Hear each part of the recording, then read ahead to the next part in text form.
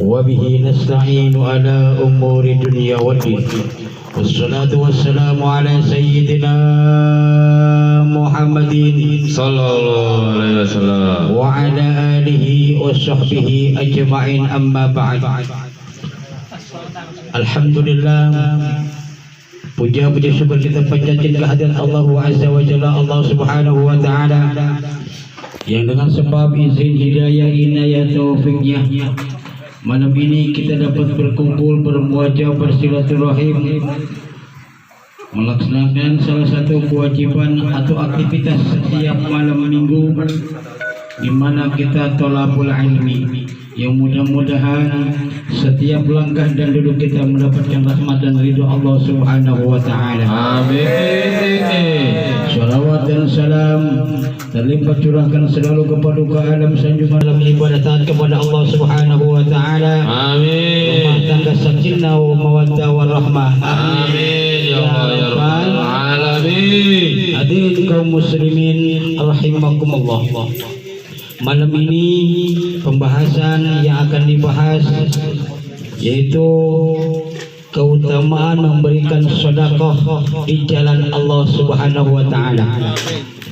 Bismillahirrahmanirrahim. Allah Subhanahu wa Ta'ala berfirman, "Matsalul ladzina yunfiquna amwalahum fi sabilillah kamatsali habbatin ambatat sab'a sanabil fi kulli sumbulatin mi'atu habbah wallahu yudha'ifu liman yasha' wallahu wasi'un 'alim."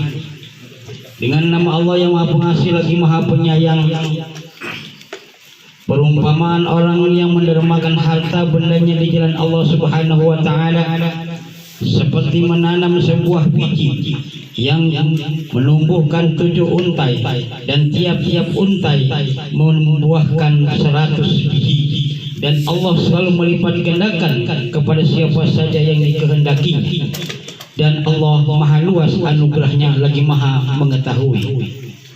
Ma'asyiral muslimin rahimakumullah, di mana Allah Subhanahu wa Ta'ala menyampaikan di dalam Al-Qur'an di surah Al-Baqarah ayat 261, yang bila mana orang berbuat kebaikan, mendermakan hartanya di jalan Allah, maka Allah akan lipat gandakan pahala kebaikan itu sendiri, dan kemudian akan Allah balas baik secara langsung di dunia, juga akan mendapatkan di akhirat di hadapan Allah Subhanahu wa Ta'ala. Ma'asyiral muslimin rahimakumullah,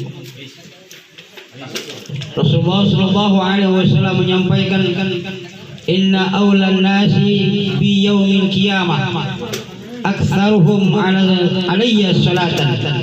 Sesungguhnya orang yang paling utama bagi saya besok di hari kiamat ialah yang paling banyak membaca sholawat untuk saya.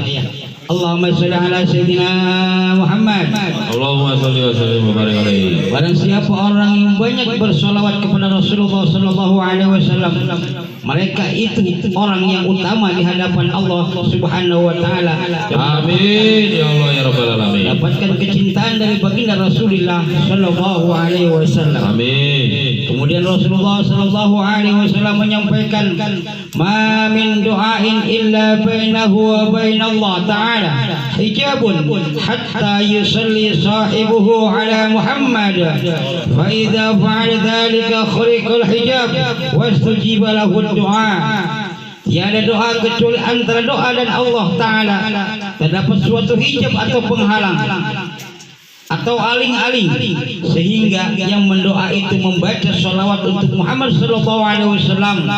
Kalau hal itu dilaksanakan, maka tersingkaplah hijab itu dan dikabulkan doanya. Amin. Ma'asyiral muslimin rahimakumullah, hadis ini menyatakan bahwa di mana kita mau berdoa kepada Allah, memohon sesuatu doa, diawali dengan kalimat sholawat kepada Rasulullah sallallahu alaihi wasallam, dan juga diakhiri dengan sholawat kepada Rasulullah sallallahu alaihi wasallam. Hadirin kaum muslimin rahimakumullah, di dalam Al-Quran Allah Subhanahu wa Ta'ala menyampaikan, Ya ayyuhalladzina amanu la tubtilu shadaqatikum bil manni wal adha kalladzi yunfiqu malahu ri'an nas. Hai orang-orang yang beriman, janganlah kamu sekalian membatalkan, menyia-nyiakan dermamu dengan mengundat-undat atau menunda-nunda dan menyakiti hati, seperti orang yang membelanjakan hartanya supaya dilihat orang lain. Di dalam Al-Quran Allah katakan, janganlah di antara kau orang-orang yang beriman menunda-nunda sedekah yang senantiasa akan diberikan kepada fakir miskin atau menyakiti hati orang yang menerimanya. Maka dikala kita memberikan suatu kebaikan atau niat kebaikan, jangan pernah ditunda-tunda. Akhirnya nanti ada niat mau sedekah, ntar ujung-ujungnya nggak sedekah, habis lupa karena ditunda-tunda. Atau sebaliknya memberikan kepada fakir miskin dengan menyakiti hatinya, dan itu pun juga dilarang oleh Allah Subhanahu wa taala, di mana Allah Subhanahu wa taala menyampaikan yang disampaikan kepada Rasulullah sallallahu alaihi wasallam, 1 dirham yang ia berikan kepada fakir miskin dengan penuh keikhlasan, dengan penuh senyum,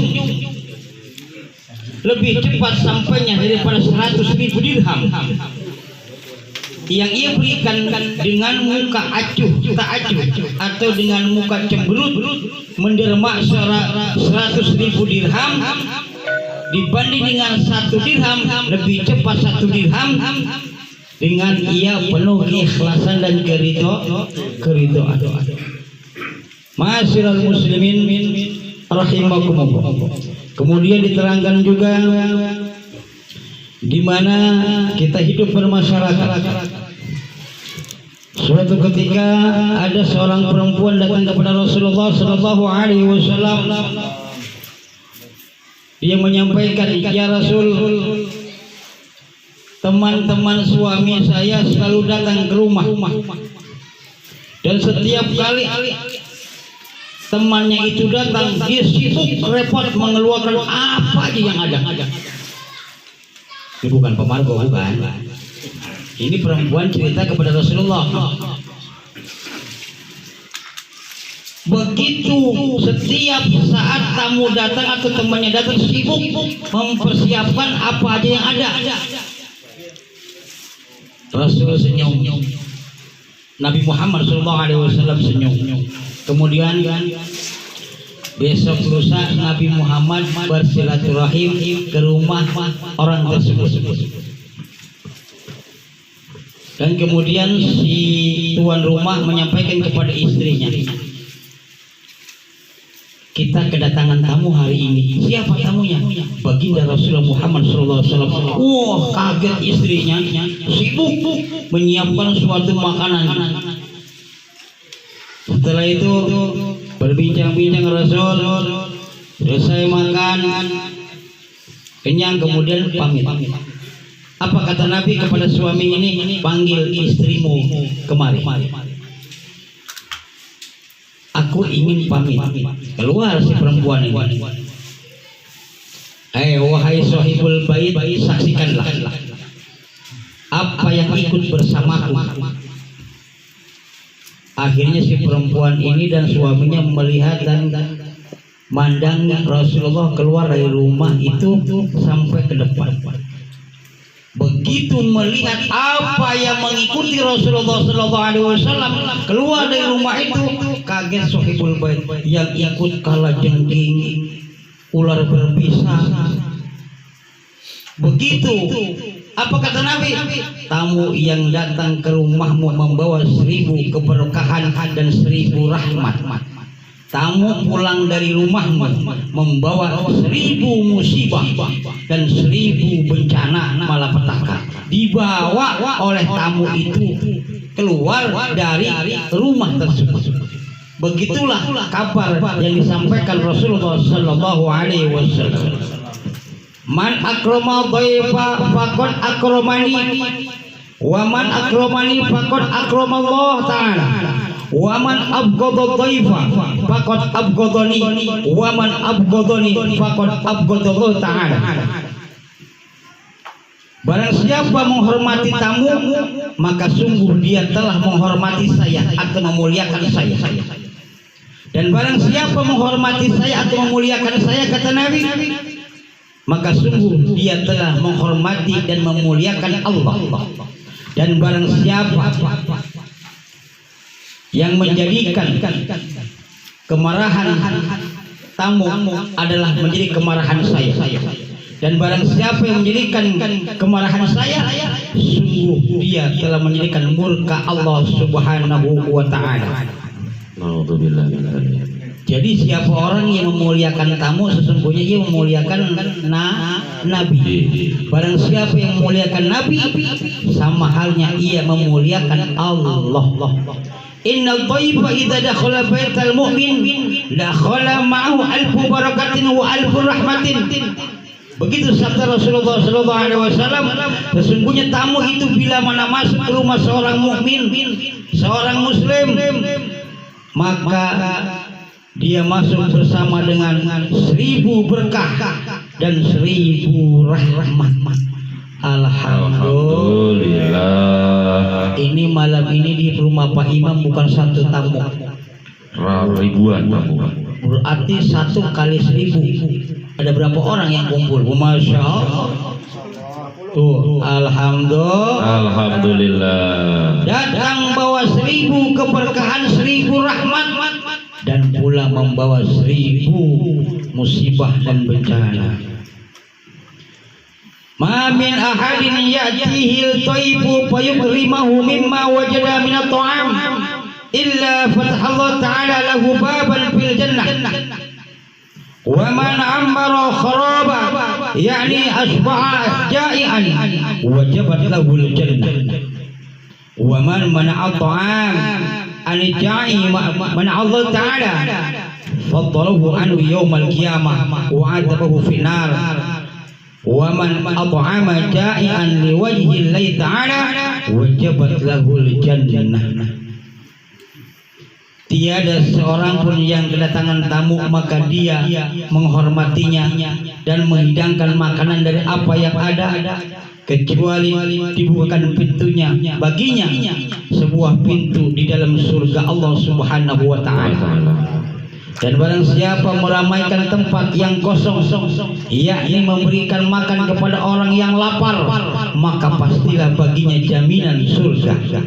Barang siapa yang enggan memberikan makan kepada orang yang lapar, maka Allah menjauhkan fadl atau karunia-Nya daripada besok di hari kiamat, bahkan akan menyiksanya di dalam neraka. Na'udzubillah.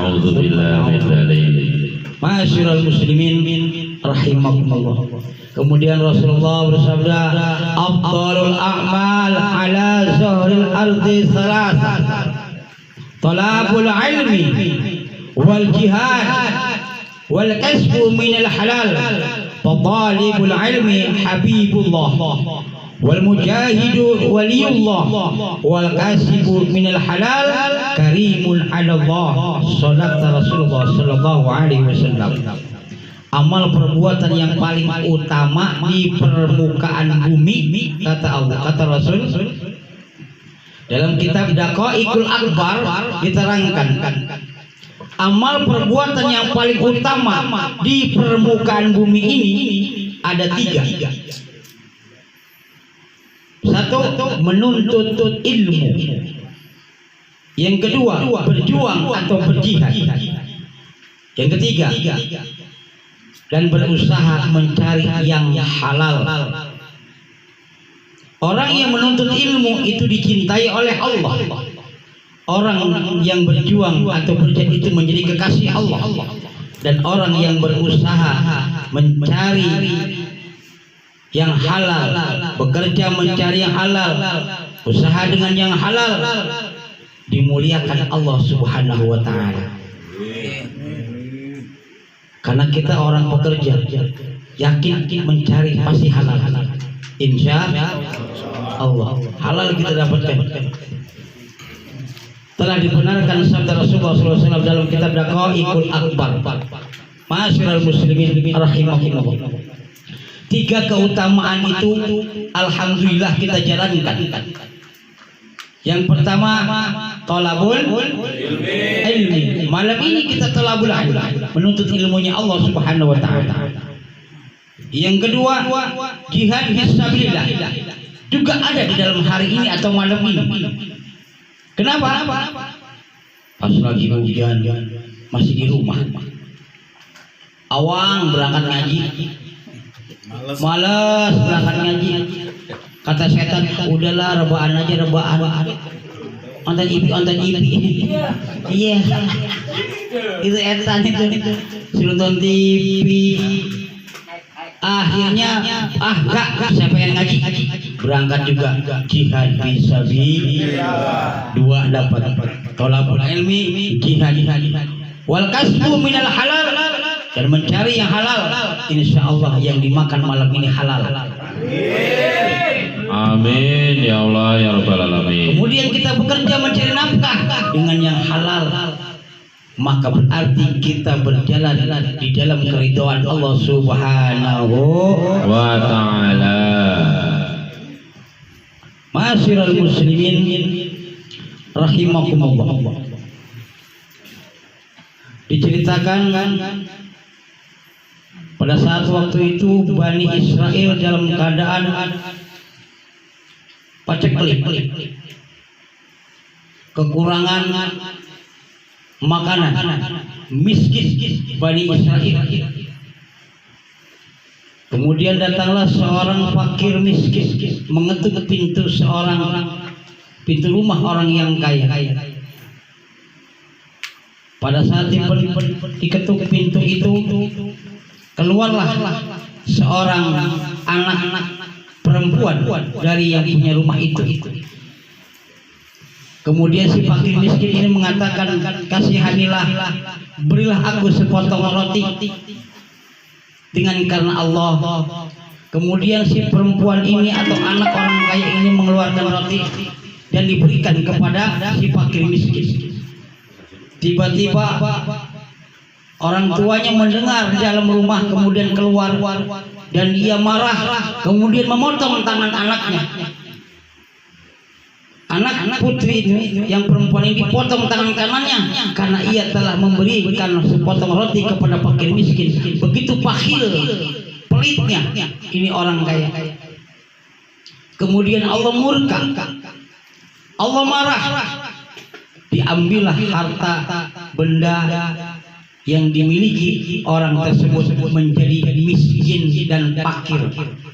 Kebalik, akhirnya dia menjadi orang fakir miskin dan kemudian meninggal dengan kondisi dihinakan oleh Allah Subhanahu wa taala. Sementara si sang putri ini dia hidup akhirnya menjadi peminta-minta dari pintu ke pintu, dari rumah ke rumah. Pada suatu ketika pas ketuk pintu, kebetulan itu rumah orang kaya. Keluarlah sang punya rumah itu dan dilihat ini perempuan cantik.